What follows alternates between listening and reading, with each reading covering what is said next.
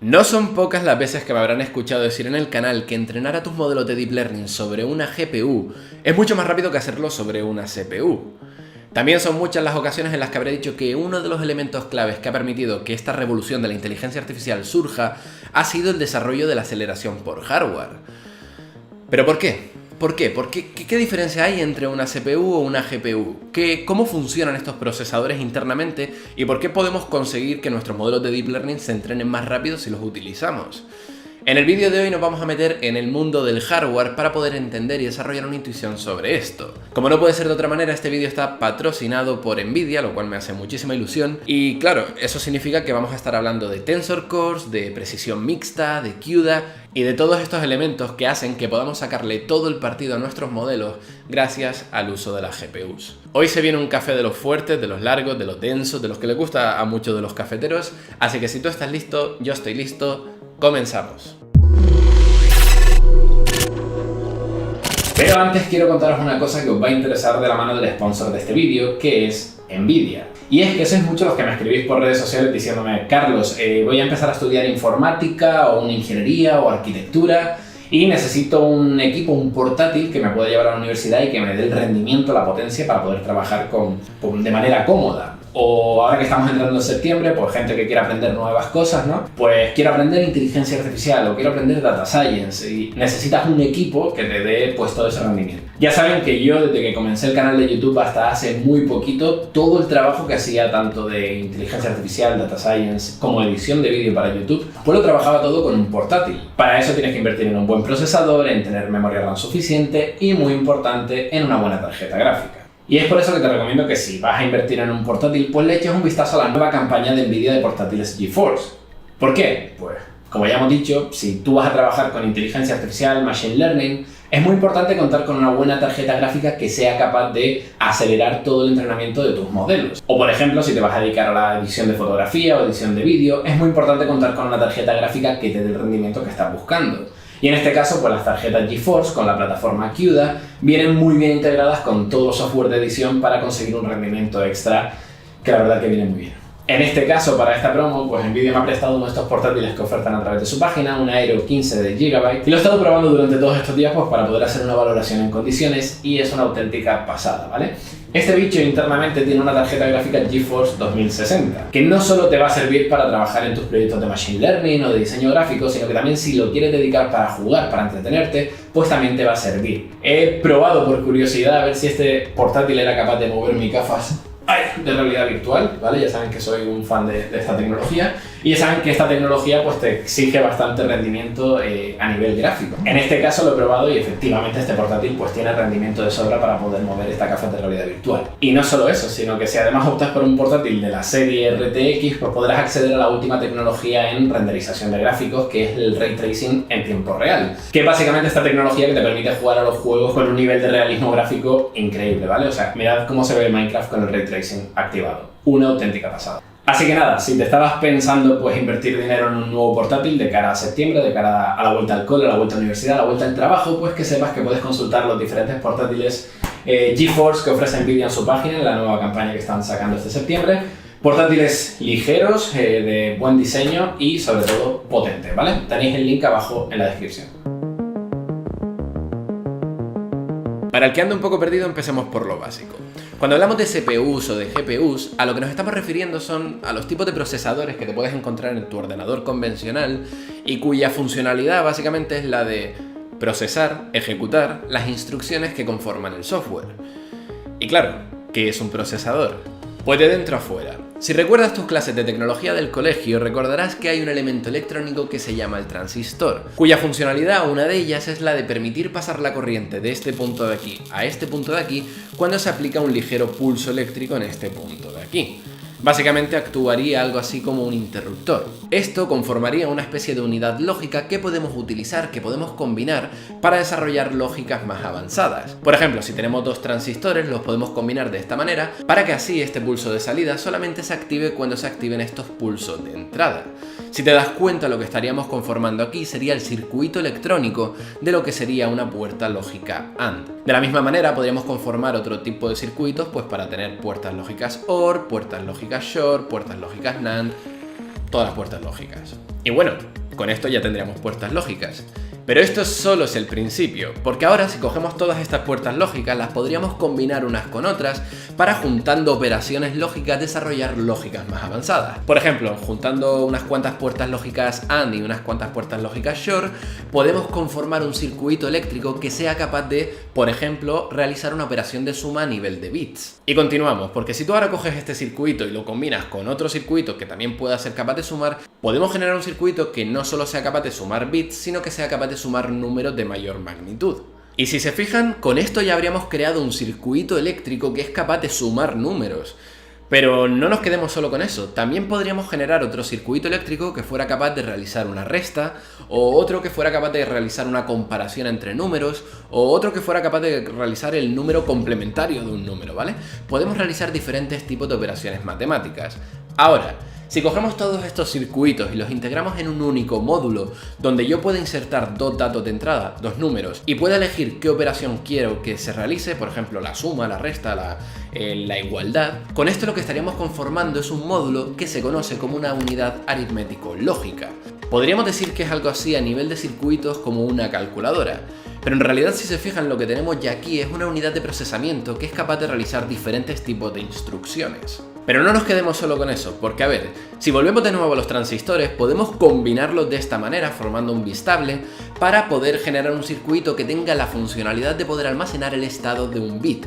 Es decir, estaríamos creando una especie de sistema de almacenamiento. Con esto podríamos empezar a conformar cosas más grandes, como podrían ser los registros de memoria o las celdas de memoria. Cosa que va a ser interesante para continuar, porque podríamos utilizarlos para guardar datos, los números que estamos utilizando para hacer estas operaciones matemáticas. Pero no solo eso, porque también podríamos guardar el tipo de operación que queremos que se ejecute en nuestra unidad aritmético-lógica, en nuestra ALU. Por ejemplo, podría tener en mi memoria dato número 1, dato número 2 y la operación suma que quiero que se realice con estos dos datos. Después dato número 3, dato número 4 y la operación resta que quiero que se realice con nuestros datos. Si se fijan, aquí ya estaríamos almacenando un tipo de programa, un tipo de software, una serie de instrucciones que han de ser ejecutadas, que han de ser procesadas. Pero oye, es que a lo mejor yo lo que quiero hacer es que en función del resultado de haber ejecutado una instrucción, pues se ejecute un tipo de instrucción o otra.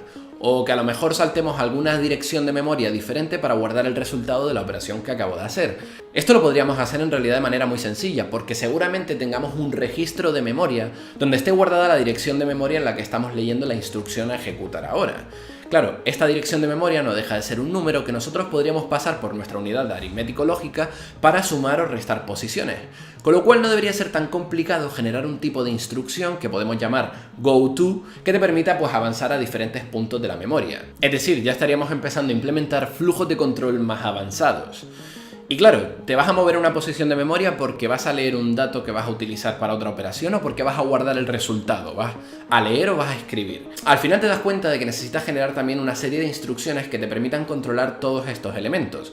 Y esta lógica la puedes implementar y la puedes integrar en lo que se conoce como una unidad de control. Todos estos elementos que acabo de poner sobre la mesa, a grandes rasgos son los elementos que te podrías encontrar en un procesador convencional como el que funciona dentro de tu ordenador. Esta arquitectura, donde tenemos una unidad aritmético-lógica, unidad de control, registros y memoria, donde están almacenados tanto los datos como las instrucciones del programa a ejecutar, conformarían lo que se conoce como una arquitectura de von Neumann. Lo interesante aquí, si te fijas, es que esto no deja de ser una combinación de transistores, de circuitos eléctricos y de módulos donde hay implementadas una serie de instrucciones que nosotros hemos definido. Es decir, tenemos una unidad aritmético-lógica con una serie de instrucciones como suma, resta, multiplicación a nivel de bits, que al final no dejan de ser aquellas operaciones, aquellas instrucciones que yo he decidido que estén ahí dentro. A todo este conjunto de instrucciones que emergen de la arquitectura del diseño del procesador que hemos implementado, se le conoce como, pues, conjunto de instrucciones. Tampoco tiene un nombre muy extraño. Y esto es muy interesante y muy bonito porque es del diseño de la arquitectura del procesador que nosotros hemos definido, de donde surgen estas instrucciones, estos bloques individuales que al final es sobre lo que se cimienta todo el stack de software que normalmente acostumbramos a utilizar en nuestro ordenador. Ya sabes entonces cómo sería el funcionamiento de una CPU, un procesador, que te va a servir tanto para hacer renderización de gráficos 3D, como para calcular números, como para jugar al Fortnite, como para hacer que el sistema operativo de tu ordenador funcione, un editor de texto, un editor de vídeo. Todo esto funciona a partir de las instrucciones que vienen definidas en el procesador de tu ordenador. Miro para allá porque ahí es donde está mi ordenador, ¿vale? Esta capacidad que tiene nuestro procesador de poder ejecutar instrucciones para programas tan diferentes es lo que hace que a un procesador como la CPU se le conozca como un procesador de propósito general. Es decir, que sirve para todo, tanto para un roto como para un descosido. Pero ojo, porque que un procesador sea de propósito general nos viene a hablar de su versatilidad a la hora de ejecutar diferentes tipos de programas, tanto un programa de edición 3D como el Fortnite como la calculadora. Pero esto no quiere decirte que este procesador esté especializado para ejecutar de la manera más óptima cada uno de estos programas. Por ponerte un ejemplo, imagínate que yo estoy haciendo un programa de análisis en tiempo real de los datos que me llegan en un coche autónomo. Buen momento para recordar que tienes pendiente ver mi último vídeo sobre coches autónomos que subí la semana pasada. Pues vale, para hacer este análisis tengo que implementar una red neuronal que tiene que estar muy optimizada, tiene que trabajar muy rápido para dar ese rendimiento en tiempo real. Para ello, pues podría aprovecharme de la aceleración por hardware y coger algunos de estos puntos de la ejecución de la red neuronal que sean más repetidos, más críticos, y optimizarlos al máximo dentro de mi procesador. Para eso voy a programarlo en bajo nivel, y de hecho voy a bajar tanto que voy a trabajar solamente con las instrucciones a nivel máquina, las instrucciones que me da el procesador. Por ejemplo, voy a intentar optimizar mi función de activación ReLU, que como ya saben es para un valor mayor de 0 devolvemos ese valor, para un valor menor de 0 devolvemos 0.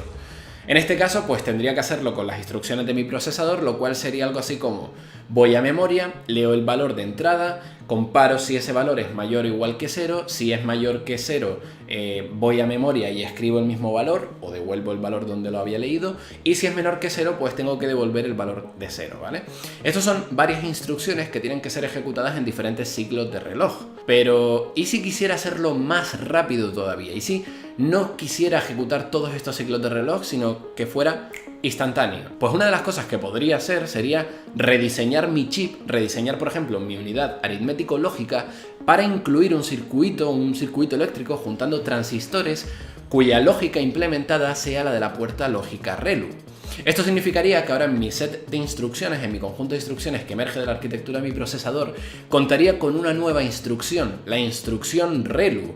Y esta instrucción ReLU la podría ejecutar en un único ciclo de reloj, con lo cual sería mucho más rápido la ejecución de toda la red neuronal. A esto pues le llamaría un chip de tipo, no sé, Activation Function Chip, y mi departamento de marketing le llamaría Neural Tensor Chip 3000, ¿vale? Pero bueno, más o menos entienden la idea. Con todo esto lo que quiero que entiendas es que al final, aunque tu CPU, tu procesador de propósito general en tu ordenador, sea muy bueno para ejecutar cualquier tipo de cosa, si nosotros intentáramos diseñar un chip que estuviera optimizado para resolver una única tarea, pues podríamos conseguir un rendimiento superior al que nos darían solamente la CPU. Esto es interesante porque es algo similar a lo que ocurre con las arquitecturas de redes neuronales.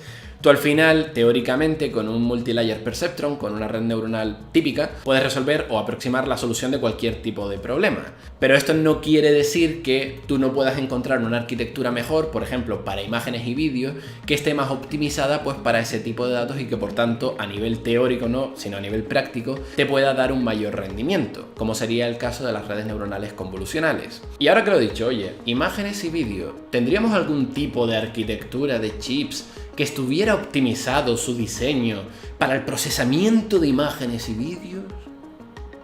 Dentro cabecera. Y es que sí, si la CPU de tu ordenador está pensado para ser un procesador de tipo general, cuando hablamos de la GPU, de la Graphic Processing Unit, la unidad de procesamiento gráfico, nos estamos refiriendo a un procesador de propósito específico, cuya tarea especializada, cuya tarea óptima a resolver sería la de procesar gráficos. Y ahora sí nos metemos en materia porque vamos a empezar a ver cuáles son las diferencias entre estos dos procesadores. Y si tuviéramos que decir en un único headline cuál es esta gran diferencia, la encontraremos cuando lo miremos en un microscopio en el número de núcleos de procesamiento que tiene cada una. Y esto es muy importante lo que representa, porque si pensamos en un procesador tradicional, una CPU de un único núcleo, lo que esto nos quiere decir es que este procesador solamente va a tener esta combinación de unidad aritmético lógica, unidad de control y registro de memoria, que te va a permitir ejecutar instrucciones de manera secuencial. Es decir, solamente va a poder ejecutar una instrucción por ciclo de reloj. Por el contrario, si tienes un procesador con más de un núcleo, como es el caso de la GPU, que tiene muchísimos núcleos, esto lo que te va a permitir es poder ejecutar varias instrucciones al mismo tiempo. Es decir, ejecución en paralelo. Y a lo mejor estás pensando, pero Carlos, ¿cómo me dices que un procesador con un único núcleo ejecuta todo de manera secuencial si el Pentium 1 de mi primo tiene un único núcleo y, por ejemplo, yo le he visto jugar al solitario y escuchar Spotify al mismo tiempo? ¿Qué dices, Carlos? Pues yo te diría, a ver, esto no es una clase de sistema operativo de la carrera de informática, o sea, ¿qué demonios me estás preguntando? Además, dile a tu primo que cambie de ordenador porque eso ya está un poco... Vale, quizás un poco agresivo, ¿no? Mejor te respondo, mira. El hecho de que tu procesador solo tenga un único núcleo y que eso signifique que las instrucciones se ejecutan de manera secuencial, no quita que la CPU sea capaz de ejecutar estas instrucciones secuenciales muy rápido. Algo que hace que, por ejemplo, el sistema operativo de tu ordenador pueda trabajar y trucar esta ejecución en serie para repartir los tiempos de ejecución de diferentes programas y decirle ahora un poquito al solitario, ahora un poquito a Spotify, ahora un poquito al solitario, ahora un poquito a esta página de internet que no deberías estar viendo. Y con esto, para el usuario final, la sensación es que estás trabajando con diferentes aplicaciones en paralelo, aun cuando la ejecución sigue siendo en serie. Y claro, esto pasa así si es, como he dicho, un procesador de un único núcleo. Pero la tendencia es que en los últimos años hemos visto cómo han surgido en el mercado procesadores con dual core, quad core, octa core. Entonces, al final esto lo que te permite es lo que he dicho, ¿no? Ejecutar de manera muy rápida, pues instrucciones en paralelo. A más núcleos tienes, pues más instrucciones puedes ejecutar al mismo tiempo, ¿vale? Y esto es hablando de la CPU, pero una GPU, ¿cuántos núcleos tiene? ¿Tiene 4, 8, 16? Pues no, amigos, aquí estamos hablando de un procesador que puede tener en el orden de cientos y miles de núcleos. Y vale, ahora mismo deberías de estar haciéndote una pregunta en la cabeza, pero antes de que te la responda, te voy a dejar con el típico vídeo que hay que poner en este momento de Cazadores de Mitos, donde se va a evidenciar por qué trabajar con muchos núcleos al mismo tiempo es una buena idea. 3, 2, 1. Let me speed it up.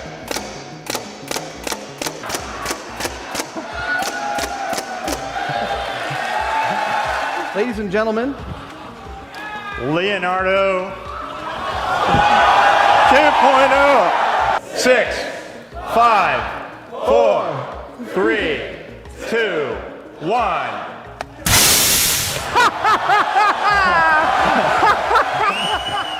Wow, un clásico de internet. Ninguna explicación de GPU sin el vídeo de Cazadores de Mitos, por favor.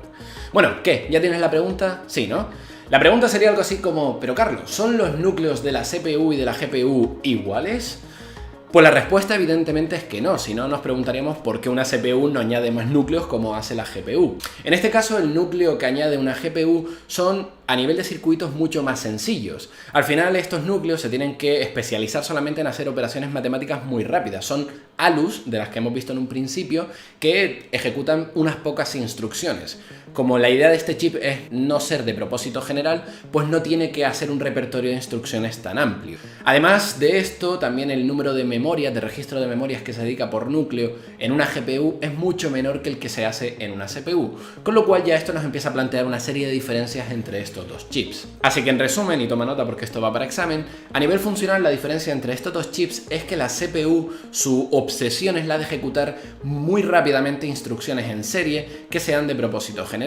Y por el contrario, la GPU lo que busca, su obsesión es la de ejecutar el mayor número de instrucciones al mismo tiempo. O dicho de manera más técnica, fomentar el paralelismo.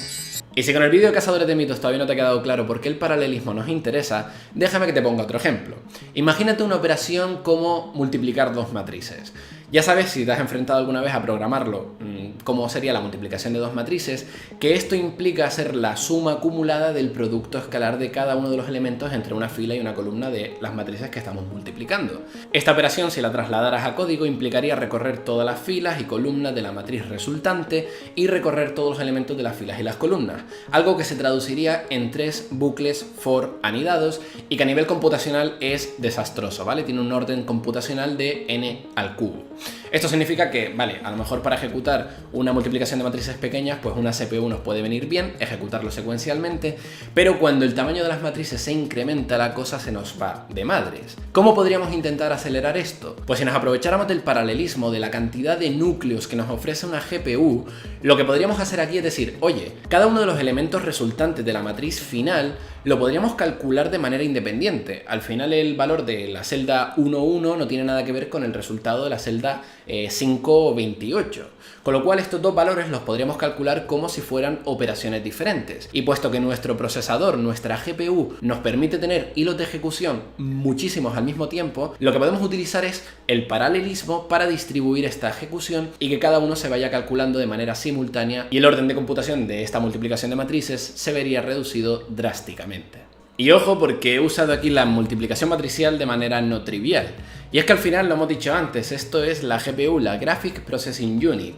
Y no sé si estarán familiarizados con cuál es el pipeline de procesamiento de gráficos en un ordenador, pero lo normal es que si tú tienes un modelado en 3D, que puede ser esto de aquí, pues esto se puede descomponer en diferentes triángulos cuyos vértices vienen representados por vectores en un espacio tridimensional. Estos vectores, si tú quieres aplicar una transformación de rotar, trasladar o escalar el objeto, lo que tienes que hacer es multiplicarlos por unas matrices que apliquen estas transformaciones. No solo eso, sino que también si tú tienes este objeto en 3 dimensiones y lo quieres convertir ya a una imagen bidimensional para mostrarlo en pantalla, tienes que proyectarlo a través de la utilización de lo que se conoce como una projection matrix. Además, cada uno de los vértices que conforman a nuestro modelo lo podemos procesar de manera independiente aprovechándonos del paralelismo de nuestro procesador en cada uno de los núcleos.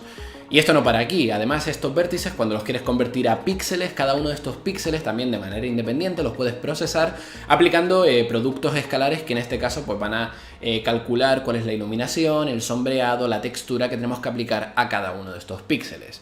Si te fijas, todo este pipeline es una sucesión de matrices y productos escalares que, por cierto, ¿a qué me sonará eso? Bueno, al final un conjunto de tareas que por su naturaleza están muy preparadas para sacarle todo el partido a este procesamiento multihilo que nos ofrece la tarjeta gráfica. De ahí que esta tarjeta gráfica, pues su propósito específico sea el de procesar gráficos en el ordenador. Y bueno, he de confesar algo, ¿vale? Antes les he mentido. Antes he dicho que sí, que la tarjeta gráfica, su propósito específico es el de procesar gráficos. Pero esto ya no es del todo cierto. Y es que la tendencia en los últimos años ha sido la de decir, oye, vale, perfecto, esta tarjeta, su paralelismo a lo mejor viene muy bien para procesar gráficos, sí. Pero es que a lo mejor también hay otra serie de problemas que también pueden ser descompuestos y ser beneficiados por la utilización de este paralelismo. Hablamos de problemas como la computación de dinámica de fluidos y de partículas, de modelado climático, para finanzas computacionales, para criptografía, minado de criptomonedas, renderizaciones de imágenes médicas, modelado de moléculas y al final muchas otras tareas y campo de estudio que se puede haber beneficiado del paralelismo al dividir la tarea en diferentes subtareas independientes que pueden ser ejecutadas en diferentes núcleos. Estamos entrando aquí en un campo súper interesante que es el uso de las tarjetas gráficas con propósito general. Un campo que en inglés se conoce como el General Purpose Graphic Processing Unit o por las siglas GPGPU. Y que bueno, donde todas estas tareas tienen cabida y por supuesto, como no, también entra el Machine Learning. Efectivamente es el Machine Learning, el Deep Learning, uno de estos campos donde tenemos, por ejemplo, muy utilizadas las redes neuronales, que no dejan de ser una tarea que se puede ver muy beneficiada, como ya sabemos, por el uso de las GPUs. Por eso, cuando surge esta nueva tendencia de la utilización de las tarjetas gráficas con propósito general, pues empezamos a pensar si podemos combinar estas dos tecnologías para sacar un mayor rendimiento. Inicialmente el uso de propósito general de las tarjetas gráficas se veía muy limitado por el diseño muy orientado a computar gráficos que tenían estas tarjetas. Y no fue hasta 2007 que Nvidia sacó una plataforma que te permitía poder utilizar estas tarjetas gráficas, programarlas para resolver otro tipo de tareas. Como te puedes dar cuenta, esto es una de las piedras angulares para poder empezar a utilizar con propósito general esta tecnología. A lo mejor todo esto del uso de propósito general de las tarjetas gráficas te sonaba o no, pero lo que tengo claro es que el nombre de esta plataforma sí te lo conoces, y es CUDA. Es con el lanzamiento de CUDA o CUDA con el que se empieza a generalizar el uso del paralelismo pues para resolver otro tipo de tareas. Y no tardó mucho en el momento en el que el noviazgo con el Deep Learning surgió. Es 2 años más tarde, en 2009, cuando se publica el siguiente paper, donde se presenta los resultados de entrenar a una red haciendo uso del paralelismo que ofrece una tarjeta gráfica en comparación con una CPU. Los resultados que arrojan este artículo era que el uso de la GPU daba una velocidad de entrenamiento de 70 veces más rápido que hacerlo sobre una CPU multinúcleo. Algo que creo que todos podemos coincidir en que es bastante revolucionario. Estamos hablando de que un modelo de Deep Learning pase a estar varias semanas entrenándose a solamente un día, algo que favorece notablemente el poder experimentar con este tipo de arquitecturas. Y al final aquí está la clave de todo, es el poder entrenar a tus modelos de manera mucho más rápida, el poder iterar en diferentes tipos de arquitectura, el poder experimentar, uno de esos elementos claves que permitió que durante la década de 2009 a 2019 hayamos tenido toda esta explosión de diferentes arquitecturas y avances y progresos en el campo del Deep Learning, algo que sin duda pues tenemos que agradecer a la aceleración por hardware. Y creo que ya podemos responder a esta pregunta. ¿Por qué se consigue esta aceleración por hardware? ¿Por qué las redes neuronales es un tipo de problema que se puede ver favorecido por el uso del paralelismo? Pues bien, si te fijas, el entrenamiento de una red neuronal es una tarea altamente paralelizable. Tú ya sabes que cuando entrenas a una red neuronal que está compuesta por muchas capas con diferentes neuronas, cada una de estas neuronas está realizando un cálculo, una computación que realmente es independiente de cada una de las otras neuronas. Este cálculo no solamente es independiente, sino que es el mismo en cada una de las neuronas que conforman la misma capa. Y este es uno de los ingredientes básicos que hace falta para poder distribuir esta tarea en los diferentes hilos de procesamiento que tiene nuestra GPU. Pero no solo eso, sino que tú también sabes que cuando estás entrenando una red neuronal, tú realizas un forward pass donde los datos de entrada pues pasan por toda la red, generan un resultado, se computa una función de error y luego se realiza el proceso de backpropagation. ¿Qué pasa? Que esta función de error tú no la calculas solamente para un único dato de entrada, sino que normalmente entrenas por lotes. Por lo tanto, cada uno de los datos de entrada que conforman a tu lote también pueden ser procesados de manera independiente. Imaginemos que estás trabajando con un batch size, un tamaño de lote de 16 imágenes. Pues cada una de estas 16 imágenes pueden ser procesadas en el forward pass de manera independiente en cada uno de los hilos de procesamiento que tenga nuestro procesador, nuestra GPU. De nuevo, sujeto al paralelismo. Paralelismo, paralelismo, paralelismo, no paro de repetir paralelismo, pero es que al final este es uno de los elementos clave que hace que las GPU sean tan buenas para poder entrenar redes neuronales. Pero ojo, porque no es el único elemento que entra en juego aquí. Hay más elementos que diferencian a una CPU de una GPU. Por ejemplo, el ancho de banda de la memoria, o lo que viene a ser la cantidad de información que podemos traer o llevar a la memoria por unidad de tiempo.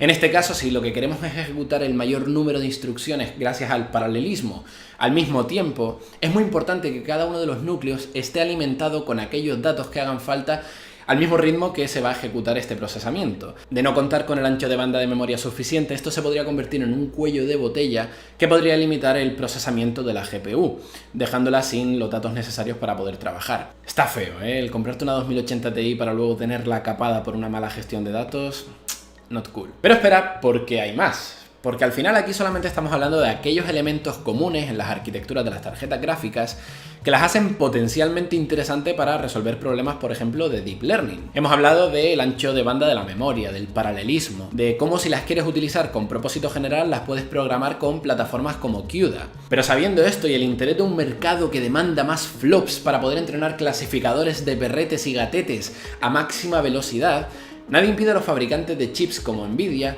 el intentar buscar nuevas arquitecturas que incluyan nuevos trucos, nuevas técnicas, que puedan especializar más todavía la arquitectura de estos chips de cara al mercado de, por ejemplo, el Deep Learning.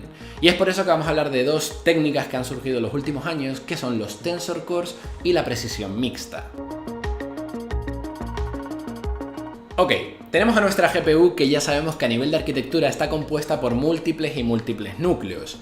Comercialmente a estos núcleos se le llaman CUDA cores, núcleos CUDA, pero en nuestro caso ya sabemos que esto no deja de ser unidades aritmético-lógicas como las que mencionamos en un principio, es decir, circuitos que son capaces de resolver diferentes instrucciones de operaciones matemáticas y lógicas. Estas unidades, como vimos antes, son capaces de resolver operaciones matemáticas con números enteros, pero si quisiéramos también podríamos diseñarlas para que operaran, por ejemplo, con números racionales, números con decimales. Y ya saben que en informática para representar números racionales es una movida, porque al final tenemos que utilizar el tipo de dato de punto flotante, donde dedicamos una cantidad de bits para poder representar hasta cierta precisión pues el número decimal que queramos. De manera estándar se utiliza el tipo de dato FP32, que utiliza una cadena de 32 bits para representar al número racional.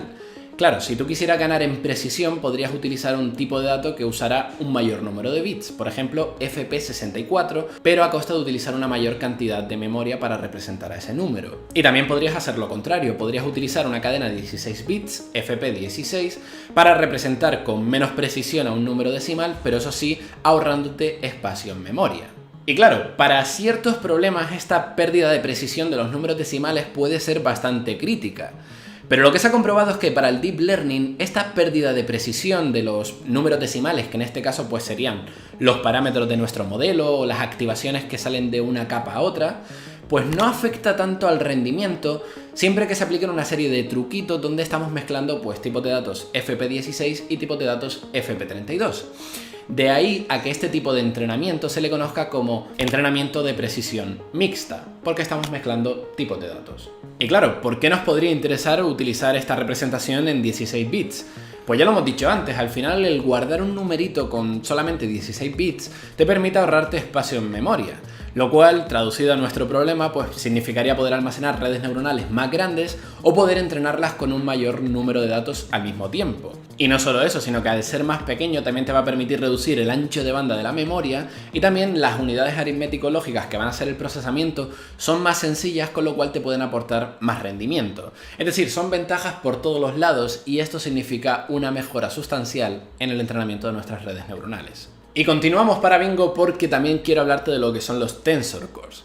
Al final lo hemos dicho antes, en las redes neuronales hay un tipo de operación que no para de repetirse en todo momento, y es la multiplicación de matrices. Es por eso que en las últimas GPUs Nvidia ha ido modificando sus arquitecturas para incorporar un nuevo tipo de núcleos que se van a encargar de resolver una tarea diferente a los CUDA Core que hemos hablado antes. Estamos hablando de los Tensor Core, un tipo de núcleos que se van a encargar de resolver una única instrucción, una única tarea. Multiplicar dos matrices de tamaño 4×4 y agregarla a otra matriz.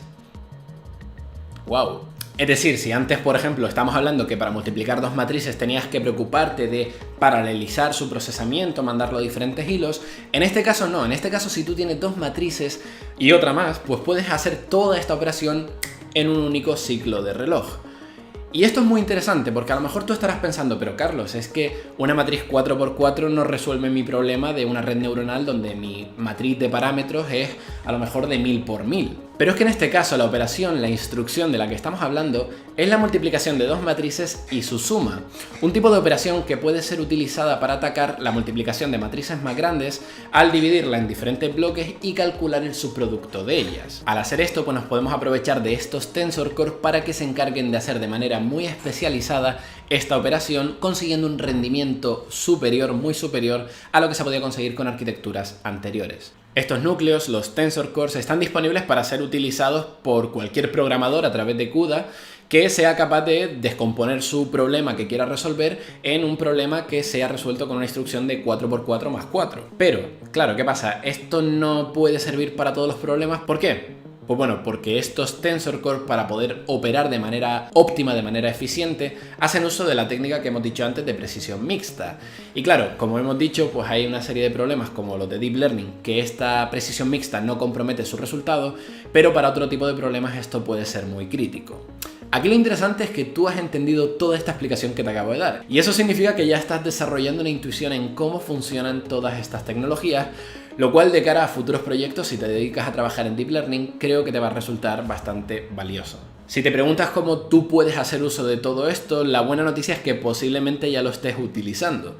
Y es que si cuentas con una tarjeta de Nvidia que tenga CUDA instalado y trabajas con librerías como PyTorch, TensorFlow o FastAI, muchas de sus rutinas ya están utilizando el código de CUDA para poder sacar todo el partido extra que te permite la aceleración por hardware. Si recuerdas, en el vídeo de 3 maneras de programar una red neuronal te conté un poco cómo funcionaban estas librerías y cómo poder generar redes neuronales en diferentes niveles de abstracción.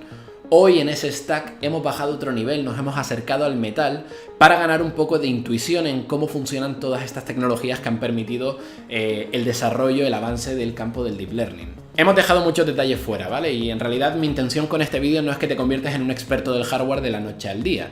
Aquí mi intención es que la próxima vez que estés trabajando con una librería de Deep Learning como la de FastAI y utilices una función como esta, sepas que si hay una mejora del rendimiento del 200% a la hora de entrenar a tu modelo, esto se está produciendo porque hay una serie de rutinas CUDA que están llamando a la aceleración por hardware de tu GPU para coger estas multiplicaciones matriciales y ejecutarlas sobre núcleos de tensores, que lo que están haciendo es aprovechar el paralelismo de todos estos núcleos para hacerlo de manera eficiente, y que estos núcleos no dejan de ser unidades aritmético-lógicas conformadas por muchas puertas lógicas y transistores colocados de manera correcta. Nos vemos en el próximo vídeo. Muchas gracias por aguantar hasta el final. Ya sabes que si este vídeo te ha gustado, pues puedes dejar tu like aquí abajo y comentar.